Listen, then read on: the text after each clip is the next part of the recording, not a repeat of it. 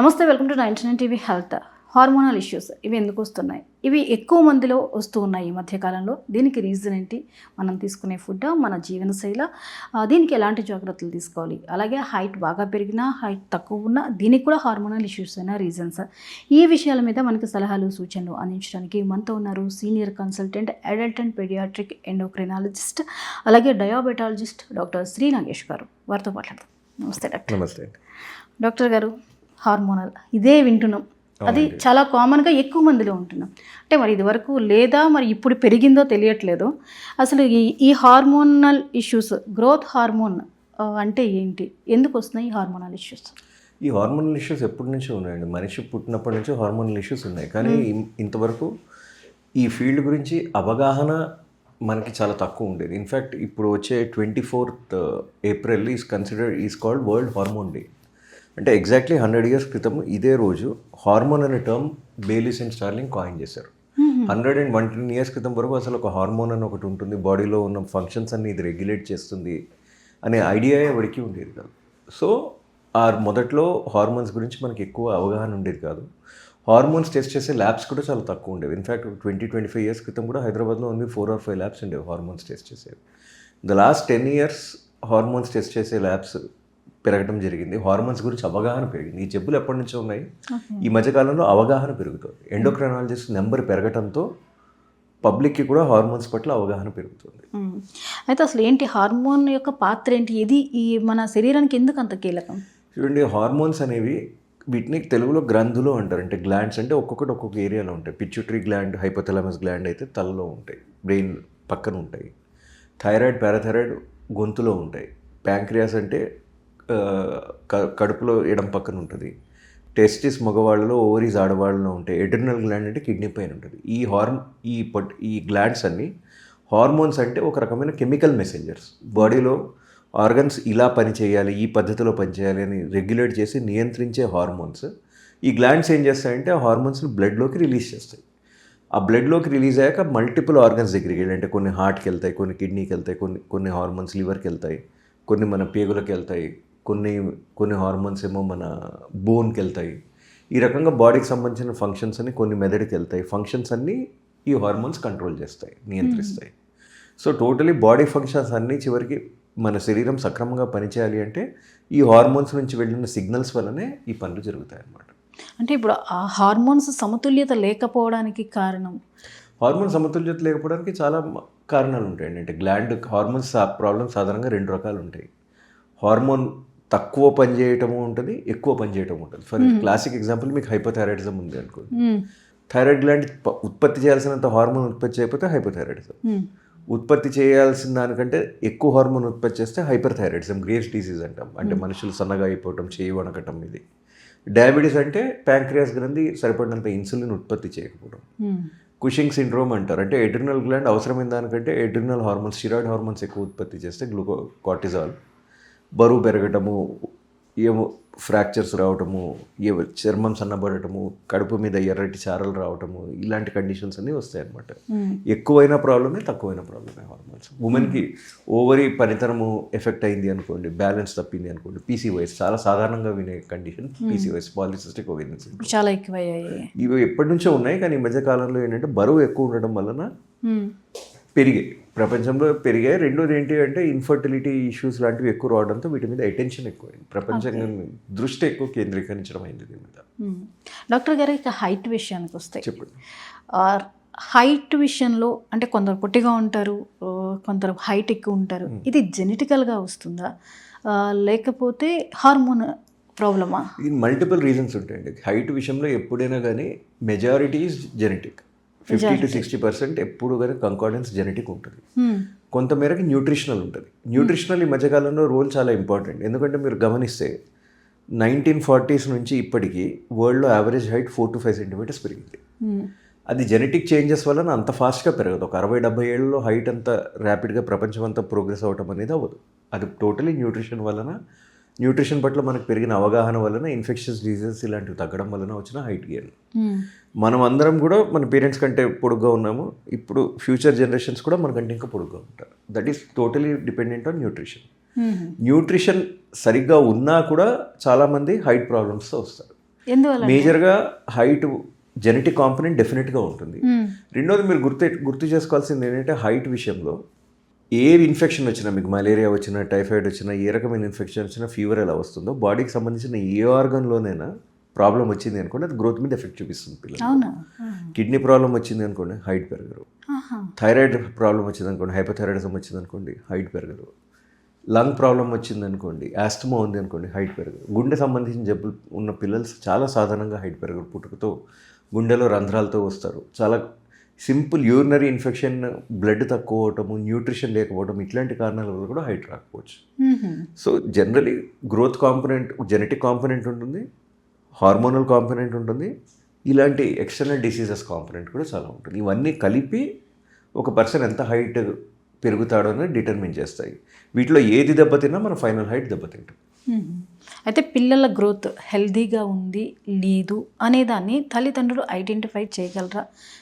ఒకవేళ ఐడెంటిఫై చేయగలరంటే ఎలా గుర్తించగలరు? అది చాలా సింపుల్ అండి. ఎందుకంటే లాస్ట్ 20-25 ఇయర్స్గా గ్రోత్ చార్ట్స్ అని మెయింటైన్ చేస్తున్నాం. WHO గ్రోత్ చార్ట్స్ అని ఉంటాయి, ఇండియన్ చిల్డ్రన్కి స్టాండర్డైజ్డ్. మన IAP WHO గ్రోత్ చార్ట్స్ అని చార్ట్స్ ఆల్రెడీ చేశారు. దాంట్లో మీరు ఏంటంటే పుట్టిన రోజు నుంచి 18 ఏళ్ల వరకు ఎవ్రీ 3 months హైట్ ట్రాక్ చేయొచ్చు, వెయిట్ ట్రాక్ చేయొచ్చు, బేబీస్కి హెడ్ సర్కంఫరెన్స్ తల చుట్టుకొలత ఎంత ఉంటుంది చేయొచ్చు, BMI body mass index track చేయొచ్చు, లావ్ అవుతున్నాడా సన్నబడుతున్నాడా ఏంటి అని. దీన్ని బట్టి ఆ వయసు పిల్లలతో ఇదేంటి అంటే ఒక గ్రాఫ్ పేపర్లో ఉంటుంది. ఆ వయసు పిల్లలతో పోలిస్తే మన పిల్లలు ఎక్కడున్నారు, అదే చార్ట్ మీద మన తల్లిదండ్రుల హైట్ కూడా మనం క్యాలిక్యులేట్ చేసుకోవచ్చు. Height and weight, mid parental height and parental weight అని ఉంటుంది అనమాట. ఎస్పెషలీ మిడ్ పేరెంటల్ హైట్ చాలా ఇంపార్టెంట్, తల్లిదండ్రుల హైట్. ఎందుకంటే మనం 2 విషయాలు చూడాలి గ్రోత్ చార్ట్లో పిల్లోడు హైట్ చూసినప్పుడు. మోస్ట్ ఇంపార్టెంట్ ఏంటంటే ఆ వయసు పిల్లలతో పోలిస్తే పొడుగ్గా ఉన్నాడా పొట్టిగా ఉన్నాడా. రెండో క్వశ్చన్ ఏంటి అంటే వాళ్ళ తల్లిదండ్రుల హైట్తో పోలిస్తే పొడుగ్గా ఉన్నాడా పొట్టిగా ఉన్నాడా. Suppose for instance population average height 150 centimetres ఉంది అనుకోండి, ఈ కుర్రోడు కూడా 150 సెంటీమీటర్స్ ఉన్నాడు అంటే ఆ వయసు పిల్లలతో పోలిస్తే హీజ్ నార్మల్. బట్ అదే సేమ్ చైల్డ్కి పేరెంట్ హైట్ 180 సెంటీమీటర్స్ ఉంది అనుకోండి, మిడ్ పేరెంటల్ హైట్, ఈ అబ్బాయి ఆ వయసుకి 150 సెంటీమీటర్సే అవుతాడు అనుకోండి. అదే వయసుకి పేరెంటల్ హైట్ 180 సెంటీమీటర్స్ ఉంటే 150 సెంటీమీటర్స్ ఉంటే పాపులేషన్కి అతను నార్మల్ అయ్యి ఉండొచ్చు, కానీ పేరెంటల్ హైట్ కన్నా తక్కువ. సో మనం పేరెంటల్ హైట్ కూడా చూడాలి, పాపులేషన్ హైట్ కూడా చూడాలి. మూడోది చాలా కామన్గా మిస్ అయ్యేది ఏంటంటే హైట్ వెలాసిటీ. సాధారణంగా 3 ఏళ్ళు నిన్నాక ఏడాదికి 6 సెంటీమీటర్లు చొప్పున హైట్ పెరుగుతారు. సపోజ్ ఏ పిల్లోడైనా సరే ఏడాదికి 3 సెంటీమీటర్లు పెరిగాడు అనుకోండి, సో మీరు గ్రోత్ చార్ట్లో హైట్ నార్మల్ ఉన్నాయి, ఇంతకుముందు హైట్ చాలా ఎక్కువ ఉంటే అతను ఇప్పుడు కూడా నార్మల్ ఉండి ఉండొచ్చు, కానీ గత ఏడాదిగా 3 సెంటీమీటర్లు పెరిగాడు అంటే ఈ లాస్ట్ 1 yearలో ఏదో కొత్త ప్రాబ్లం వచ్చింది అనమాట. ఇవి కూడా చూడాల్సి వస్తుంది. మీరు కరెక్ట్గా సిస్టమేటిక్గా గ్రోత్ చార్ట్ చేస్తే ప్రతి ఎండోక్రైనాలజిస్ట్ ప్రతి చైల్డ్కి గ్రోత్ చార్ట్ చేస్తాడు. గర్ల్స్కి అయితే రెడ్ పింక్, బాయ్స్కి అయితే బ్లూ ఉంటుంది అనమాట. గ్రోత్ చార్ట్ మీరు కరెక్ట్గా చార్ట్ చేస్తే మీరు చాలా ఈజీగా పికప్ చేయగలరు. చాలామంది పీడియాట్రిషియన్స్ ఈ రోజుల్లో గ్రోత్ చార్ట్స్ చేస్తున్నారు, అవి చేస్తే వెంటనే పికప్ చేయొచ్చు. అంటే ఇప్పుడు వీళ్ళు తక్కువ గెయిన్ అవుతారు, తగ్గారు గతం కంటే చూస్తే అన్నప్పుడు దానికి ఒక ట్రీట్మెంట్ ఉంటుందా? ముందు కారణం ఏంటి చూడాలండి. ఎందుకు అంటే న్యూట్రిషన్ వల్ల అయి ఉండొచ్చు, హెల్త్ థైరాయిడ్ లాంటి ప్రాబ్లమ్స్ అయి ఉండొచ్చు, ఇందాక మీకు చెప్పిన రెస్పిరేటరీ, లివర్, లంగ్, ఏ ప్రాబ్లం అయినా అయ్యేది. సో ఫస్ట్ మనం ఏంటంటే ఈ ప్రాబ్లమ్స్ ఏమైనా ఉన్నాయా అని చూడాలి. ఫస్ట్ వాటిని ట్రీట్ చేయాలి. ట్రీట్ చేశాక ఆ ప్రాబ్లమ్స్ ఏమీ లేవు, ఒక 3 months or 6 months మన న్యూట్రిషన్ ఇంప్రూవ్ చేసినా హైట్ పెరగట్లేదు అంటే అప్పుడు గ్రోత్ హార్మోన్ గురించి చూస్తాం. గ్రోత్ హార్మోన్ చాలా అంత సాధారణంగా ఉండదు. గ్రోత్ హార్మోన్ డెఫిషియన్సీకి గ్రోత్ హార్మోన్ ఓన్లీ 5-6% కాజెసే కంట్రిబ్యూట్ చేస్తుంది. మిగతా కండిషన్స్ అన్నీ అదర్ కాజెస్, జెనెటిక్ కాజెస్, చాలా కాజెస్ ఉంటాయి. సో ఫస్టే గ్రోత్ హార్మోన్ అనుకోకుండా మిగతావన్నీ రూల్ అవుట్ చేసి అప్పుడే గ్రోత్ హార్మోన్ ఇవ్వాలి. మీరు ఇవన్నీ రూల్ అవుట్ చేయకుండా ఓన్లీ డైరెక్ట్ గ్రోత్ హార్మోన్ మీద ప్రొసీడ్ అయ్యారనుకోండి, సపోజ్ ఏ హైపోథైరాయిడిజం ఉన్నాయా లేకపోతే కిడ్నీ ప్రాబ్లం ఉన్నా మీరు గ్రోత్ హార్మోన్ ఇచ్చినా గ్రోత్ ఉండదు. ఎందుకంటే ప్రాబ్లం సాల్వ్ అయ్యే వరకు వాళ్ళు పెరగరు. ఎందుకంటే సాధారణంగా గ్రోత్ హార్మోన్ డైరెక్ట్ యాక్షన్ చేయదు బాడీ మీద, లివర్ మీద యాక్ట్ చేసి IGF-1 అనే హార్మోన్ ఉత్పత్తి చేస్తుంది. ఈ IGF-1 ఈ గ్రోత్కి అంతటికి రెస్పాన్సిబుల్. మీకు న్యూట్రిషనల్ ప్రాబ్లం ఉన్నా, థైరాయిడ్ ఉన్నా, లివర్, కిడ్నీ ఏ ప్రాబ్లం ఉన్నా కానీ లివర్ ఉత్పత్తి చేయాల్సినంత IGF-1 ఉత్పత్తి చేయదు. సో దానివల్ల గ్రోత్ పెరగదు, గ్రోత్ అవ్వదు సరిగ్గా. మీరు గ్రోత్ హార్మోన్ మాత్రమే ఇచ్చి మీరు ఈ మిగతా కండిషన్స్ అన్నీ ఎలిమినేట్ చేశారనుకోండి, ట్రీట్ చేయలేదు అనుకోండి, మీరు లివర్ నుంచి సరిపడినంత IGF-1 ఉత్పత్తి అవ్వదు. చాలాసార్లు ఈ కండిషన్స్ మీరు ట్రీట్ చేస్తే యాక్చువల్లీ మీకు గ్రోత్ హార్మోన్ వరకు వెళ్ళాల్సిన అవసరం ఉండదు. ఎందుకంటే గ్రోత్ హార్మోన్ కూడా స్ట్రిక్ట్ గైడ్ లైన్స్ ప్రకారం ఆక్సలాజికల్ క్రైటీరియా అంటాం. వాటి అవి ఫుల్ఫిల్ అయితేనే గ్రోత్ హార్మోన్ ఇవ్వాలి, లేకపోతే మామూలుగా ఇవ్వకూడదు. అండ్ కంపల్సరీ ఎంఆర్ఐ చేయకుండా గ్రోత్ హార్మోన్ ఎప్పుడు స్టార్ట్ చేయకూడదు చైల్డ్కి, ఎక్సెప్షనల్ సిచ్యుయేషన్స్లో తప్ప. అయితే ఈ గ్రోత్ విషయంలో పోషకాహార పాత్ర ఎలా ఉంటుంది? పోషకాహారం పాత్ర చాలా ఎక్కువ. మీరు suppose clear cut growth hormone deficiency case ఉంది అనుకోండి, ఆ చైల్డ్కి మీరు గ్రోత్ హార్మోన్ స్టార్ట్ చేసిన అతను పోషకాహారం తీసుకోకపోతే గ్రోత్ హార్మోన్ ఇచ్చినా వేస్టే. ఎందుకు అంటే చూడండి, గ్రోత్ హార్మోన్ ఈ పోషకాహారం అనేది మీరు ఒక ఇల్లు కడుతుంటే దానికి సరిపడినంత సిమెంట్ అండ్ బ్రిక్స్ లాంటివి. మీకు బిల్డింగ్ బ్లాక్స్ రా మెటీరియల్స్ లేకపోతే గ్రోత్ అవ్వరు. హార్మోన్ ఇచ్చినంత మాత్రాన గ్రోత్ అవ్వరు. Proteins especially most important protein వల్లనే proteins are called the building blocks. Protein మీరు సరిపడినంత ప్రోటీన్ తీసుకుంటే తప్ప ఎప్పటికీ గ్రోత్ ఉండదు. ప్రోటీన్కి 2 అడ్వాంటేజెస్. ఒకటి ఏంటంటే హైట్ పెరగడానికి మీ బోన్ అయినా సరే, bone is collagen, mostly collagen is a protein. Muscle is significant amount of muscle myoglobin, అది కూడా ప్రోటీనే. బ్లడ్ పెరగాలన్నా హిమోగ్లోబిన్ ఈజ్ అ ప్రోటీన్. మీకు బాడీలో ఏది కావాలన్నా ప్రోటీనే అవసరం. రెండోది ఏంటి అంటే ప్రోటీన్కి ఇంకో స్వభావం ఉంది. మీరు ప్రోటీన్ ఎక్కువ తీసుకుని ఉంటే అది మీ పిచ్యూటరీ గ్లాండ్, మెదడులో ఉన్న పిచ్యూటరీ గ్లాండ్ని ప్రేరేపించి ఎక్కువ గ్రోత్ హార్మోన్ ఉత్పత్తి చేస్తుంది. అందుకే చాలామందికి చెప్తాం, డైట్లో కార్బోహైడ్రేట్ ఎక్కువ, ప్రోటీన్ తక్కువ ఉంటే లోపల మన బాడీ ఉత్పత్తి చేయాల్సినంత గ్రోత్ హార్మోన్ కూడా ఉత్పత్తి చేయదు. అందుకని మనం ఏం చేయాలి అంటే we have to take protein. అంటే మన సౌత్ ఇండియన్ ఫుడ్లో ఎక్కువ కార్బోహైడ్రేట్ ఎక్కువగా తీసుకుంటూ ఉంటారు. సౌత్ ఇండియనే కాదండి, entire India. We had start study across India. డైట్లో 65 to 70% కార్బోహైడ్రేట్ ఉంటుంది. అండ్ మన సౌత్ ఇండియాలో రైస్ తీసుకుంటాం, నార్త్ ఇండియాలో వీట్ తీసుకుంటారు. అండ్ ఈ రోజుల్లో ప్రతి వాళ్ళు ఏంటంటే ఈ మిల్లెట్స్ అని ఒకటి పట్టుకుని ప్రతి వాడు మిల్లెట్స్ తింటున్నారు తప్ప ఏది తీసుకున్నది కార్బోహైడ్రేటే. సో మీకు ఏంటంటే రొటీన్గా కార్బోహైడ్రేట్ అరౌండ్ 50% ఉండాలి, ఫ్యాట్ అరౌండ్ 30% ఉండాలి, ప్రోటీన్ 20 to 25% ఉండాలి. ఇంత మినిమం ప్రోటీన్ తీసుకుంటే తప్ప గ్రోత్ ఉండదు. ఫ్యూచర్ లైఫ్లో హెల్త్, మసిల్ గ్రోత్ ఇవి కూడా ఉండవు. యావరేజ్గా minimum 0.8 to 1.2 grams per kg body weight protein తీసుకోవాలంటే మీకు 100 కిలోల మనిషి ఉన్నాడు అనుకోండి, 80 నుంచి 120 గ్రాములు ప్రోటీన్ తీసుకోవాలి రోజుకి. ఇండియన్ ఇన్సులిన్ గైడ్ లైన్స్ ప్రకారం నేను ఒక కోఆధార్ని దీనికి. ఇండియన్ ఇన్సులిన్ గైడ్ లైన్స్లో ఏ మనిషి వాళ్ళ సగటున 0.5 grams per kg కంటే ఎక్కువ ప్రోటీన్ తీసుకోవట్లేదు. అంటే మీరు 100 కిలోలు ఉన్నారంటే 50 గ్రాముల కంటే ఎక్కువ ప్రోటీన్ తీసుకోవట్లేదు. ఆల్మోస్ట్ 50 grams డెఫిసిట్ ఉంటుంది. దీనివల్ల లాంగ్ టర్మ్ చాలా చేంజెస్ వస్తాయి బాడీలో. పిల్లలకి ఈ ఫుడ్ ఇచ్చే విషయంలో ఏ ఏజ్ నుంచి ఏ ఏజ్ వరకు తల్లిదండ్రులు వాళ్ళ మీద కాన్సన్ట్రేషన్ చేసి సరైన ఫుడ్ ఇవ్వాలి? పోషకాహారాల గురించి కాన్సన్ట్రేషన్ మీకు పుట్టినప్పటి నుంచి చేయాల్సి వస్తుంది. అంటే first 6 months exclusive breast feeds ఉంటాయి. ఈ బ్రెస్ట్ ఫీడ్స్ కరెక్ట్గా ఆ బ్రెస్ట్ మిల్క్లో వాళ్ళకి సరిగ్గా న్యూట్రియంట్స్ పోవాలంటే తల్లి కూడా సరిపడంత న్యూట్రియంట్స్ తీసుకోవాలి. 6 months తర్వాత కాంప్లిమెంటరీ ఫీడింగ్ అని స్టార్ట్ చేస్తాం. అంటే ఏంటంటే బయట ఫుడ్, తల్లిపాలే కాకుండా బయట ఫుడ్, మామూలుగా ఒక అడల్ట్ తినే ఫుడ్కి మెల్లగా మనం పిల్లల్ని తీసుకొస్తాం. ఆ స్టేజ్ నుంచి మీరు ఫోకస్ పెట్టాలి. అప్పటి నుంచి కూడా కొంతగా మెల్లగా ప్రోటీన్ యాడ్ చేస్తూ వెళ్ళాలి డైట్కి. By the time child is 1 to 1.5 years old, దాదాపు అడల్ట్ ఏమేమి తింటున్నాడో అవన్నీ తినగలగాలి. ఆ ఏజ్లోనే మనం ప్రోటీన్ ఎక్కువ తింటే ఇన్కల్కేట్ చేయాలి. మనం మొదలు పెట్టాలి ఈ ఏజ్లో, వాళ్ళకి అలవాటు చేయాలి ప్రోటీన్ తింటే. అప్పుడు long term protein supplementation possible అవుతుంది. సపోజ్ వెజిటేరియన్ అనుకోండి, పప్పు, పాలు, పనీరు ఇలాంటివి, సోయా తినచ్చు. లేదా మీకు other proteins, plant protein sources ఉంటున్నాయి ఈ రోజుల్లో. ప్రోటీన్ సప్లిమెంట్స్ లాంటివి ఇవన్నీ కూడా స్టార్ట్ చేయొచ్చు. మీట్ తినేవాళ్ళు అంటే the best protein source is egg, ideally egg white. లేదా other sources like chicken, especially chicken లాంటివి తింటే మీకు మంచి protein. Chicken and fish are very good sources of protein. So ఈ రకంగా ఏంటంటే మొదటి నుంచి కొంచెం ప్రతిరోజు ఇంత మోతాదులో ప్రోటీన్ తినాలంటే ఓవర్డూ కూడా చేయకూడదు, ఎక్కువ కూడా తినకూడదు. మనకు శరీరానికి కావాల్సినంత 0.8 to 1.2 grams రఫ్లీ క్యాలిక్యులేట్ చేసుకుని ప్రోటీన్ తినడం అనేది మనం అలవాటు చేసుకుంటే లాంగ్ టర్మ్లో గ్రోత్కి అన్నిటికీ కూడా మంచిది. డాక్టర్ గారు, ఇప్పుడు వీగన్ ట్రెండ్ అనేది గత 1 year 2 years నుంచి బాగా నడుస్తుంది. ఏంటి అందరూ వీగన్స్గా మారితే హెల్త్ మీద ఇంపాక్ట్ ఎలా ఉంటుందండి? డెఫినెట్లీ వీగన్ ట్రెండ్ అనేదండి మన దగ్గర ఈ మధ్యన చూస్తున్నాం, కానీ వెస్ట్లో ఆల్మోస్ట్ 20-25 yearsగా ఉంది రొటీన్గా. అక్కడ వాళ్ళకి ఏంటి అంటే యానిమల్ ఫుడ్ తినకూడదు, అంటే ఎనీ యానిమల్ రిలేటెడ్ ఫుడ్ తినకూడదు అని చెప్పి వాళ్ళు ఎగ్ కూడా తినరు, మిల్క్ ప్రొడక్ట్స్ కూడా తీసుకోరు. ఇండియాలో వెజిటేరియనిజం అనేది కొన్ని వేల ఏళ్ళగా ఉంది. అంటే మిల్క్ ప్రోడక్ట్స్ తీసుకుంటారు. అది that is a matter of faith. And దాంతో మేజర్ ప్రాబ్లమ్స్ ఉండవు, ఎందుకంటే మీకు కావాల్సిన ప్రోటీన్ మీకు ఏదో ఒక మార్గంలో వస్తుంది.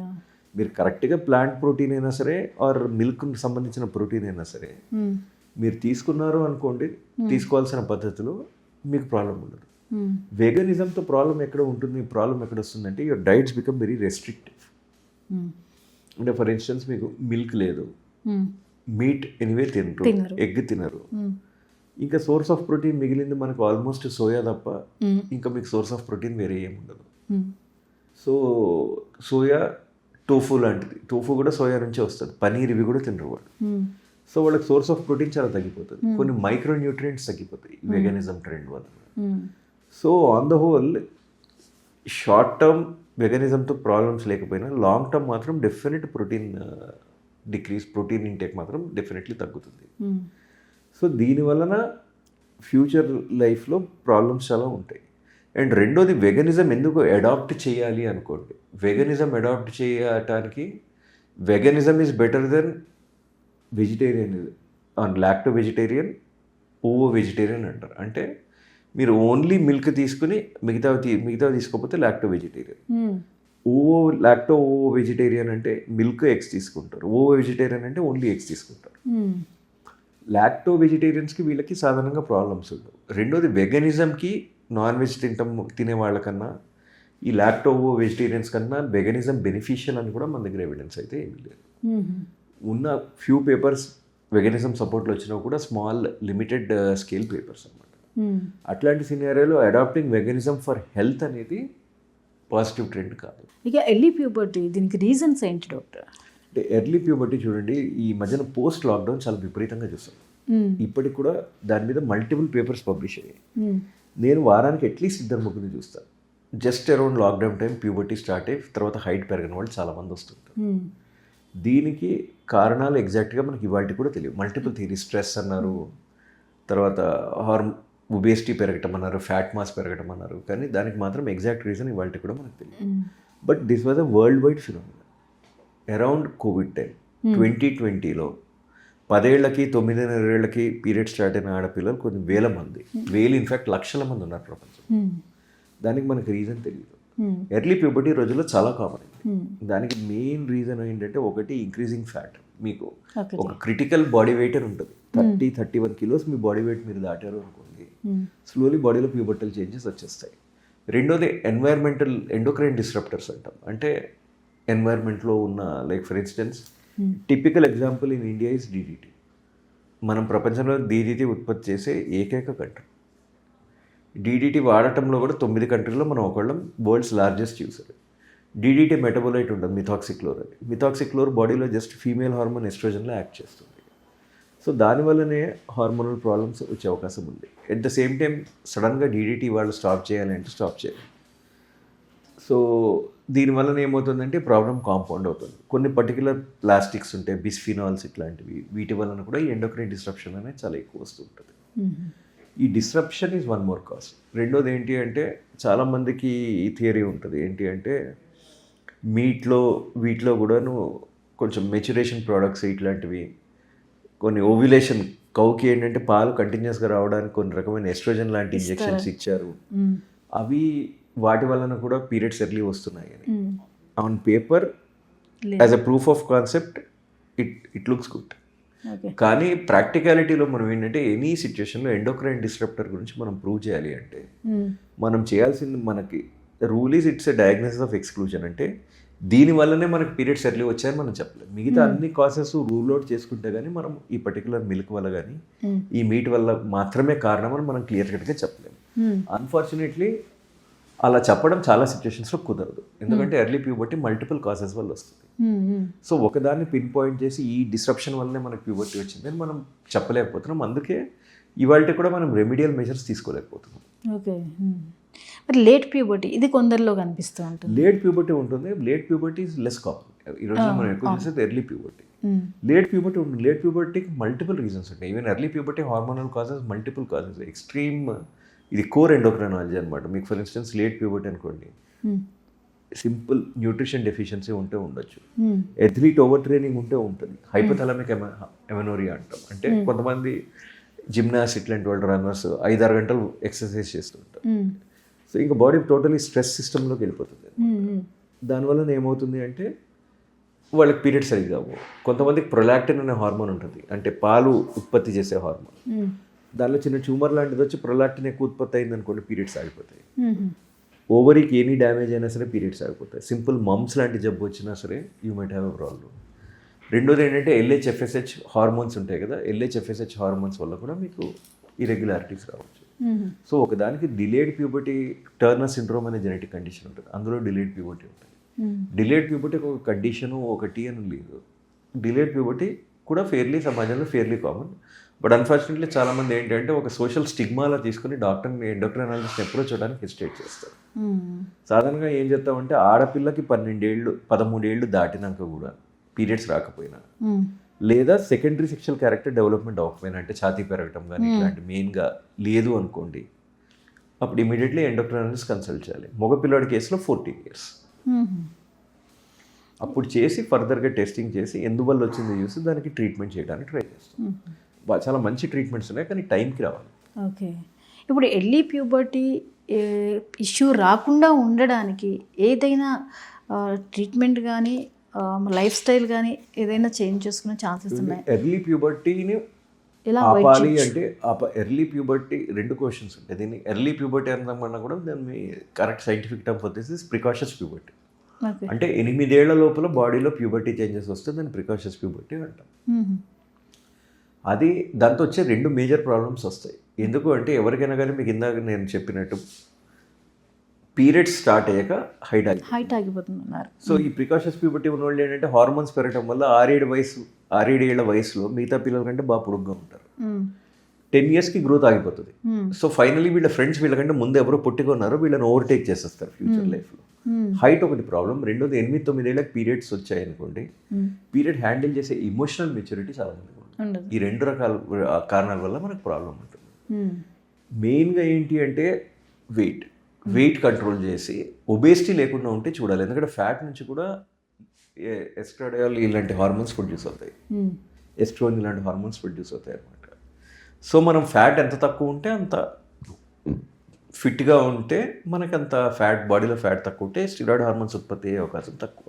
అంటే ఇప్పుడు జంక్ ఫుడ్స్ వాడకం బాగా పెరిగిపోయింది కదా. డెఫినెట్లీ ఒబేసిటీ పర్స్పెక్టివ్ నుంచి మాత్రం దాని మీద ఎఫెక్ట్ ఉంటుందండి. ఒబేసిటీ ఎక్కువైంది అంటే, వెయిట్ ఎక్కువైంది అంటే డెఫినెట్లీ మీకు ఎర్లీ ప్యూబర్టీ వచ్చే ఛాన్స్ ఎక్కువ ఉంటుంది.